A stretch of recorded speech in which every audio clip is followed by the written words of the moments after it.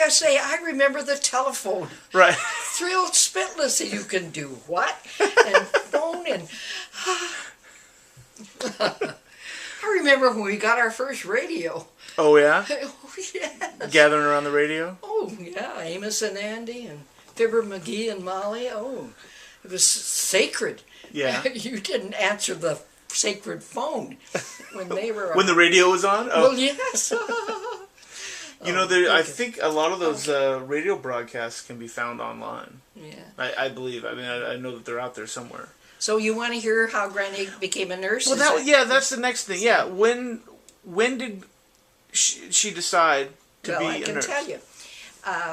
Now, I don't know.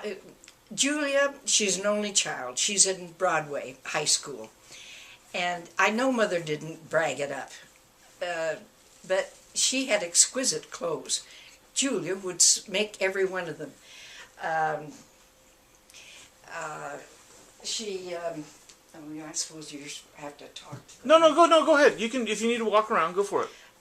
Well, anyway, she had, the only thing that they bought were shoes for Gussie. Uh-huh. Well, I suppose her underwear. I don't think she did that. But I don't know if you can appreciate that suit. But Julia made every stitch, all the buttons and this and that, and it's just a gorgeous thing. Not the hat. I guess they had to buy hats and shoes. And shoes. But when they bought hats or shoes, they were the best you could find. So this says Gussie and Dad. That's Martin. That's Martin. They took a trip to San Francisco on the boat when she was, I think when she had graduated. How old is she in this picture? I'd have to figure it out. She graduated in 1910. And it says Gussie, early 20s, 1912, 1913. Yeah, give a little, take a little. Gussie's dad, Martin Costello. Yeah. Wow. So what I'm saying is that it was just known that she was well off. And so, because of the mining and the... Well, the big catch from the Klondike. Yeah. But... the Klondike, not the mining not the... Oh, no, he probably made peanuts then. But it's from the Klondike, okay. Yeah, it's okay, I'll figure it out. It's tricky. Just lay it down. Okay, I'll lay it down. It'll drive you crazy.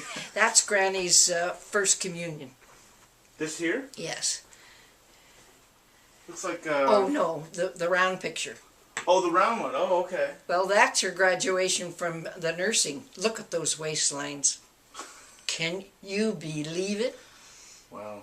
A guy had to be able to put his hands around a waist and the fingers meet. And that was their goal. Wait a second. Matter of pride. That was, for what reason? Vanity, pure vanity. Pure vanity. Oh yeah, look at those waistlines. I'm looking at, there's one girl on the lower left that looks like you could make a... I know, with wrap one your hand. thumb and with one hand. With one hand. And Mother said, we about died.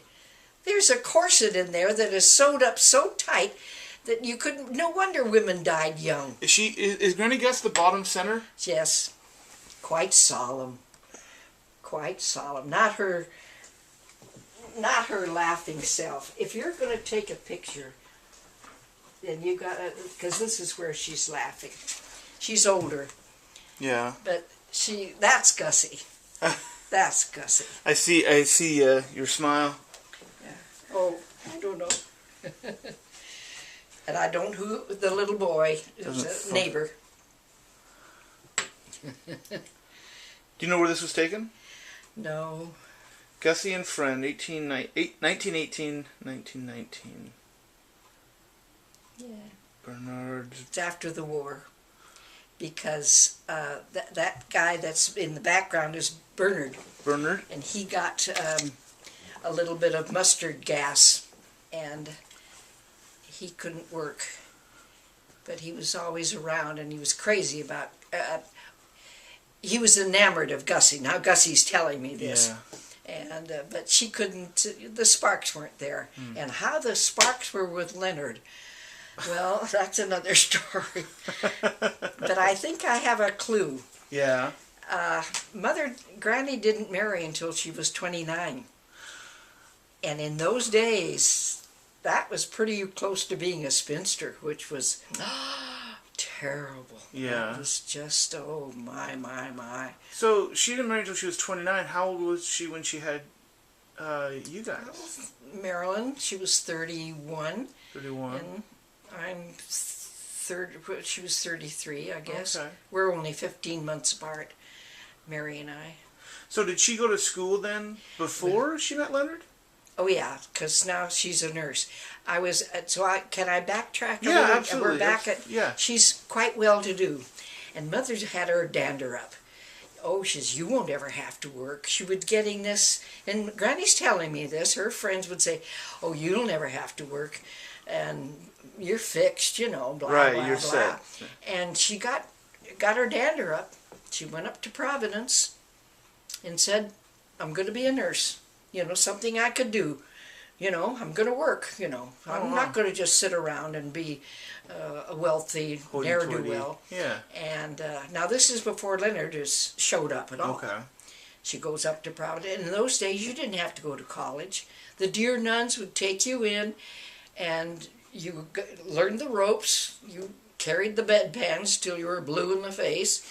You saw the sick people, and if you didn't throw up, you know, you stayed there and you went forward, and you went into the surgeries and you saw the blood and gore, and if you couldn't handle it, because a lot of them, you know, just fainted dead away, and that was the end of that. And that's the way you became a nurse in those days. Oh, wow. And I'm sure they had some books and this and that, but you didn't have to learn chemistry because they never mixed up anything. Yeah, yeah. And and suddenly she's graduated. Wow. And I remember Patty trying to be a X-ray, just about the same thing. She didn't go to college, Yeah. but when Marcy came along, there were new rules. Oh. 2 years of what do you call it? Community college. Yes. And you got a certificate. So, okay, go back.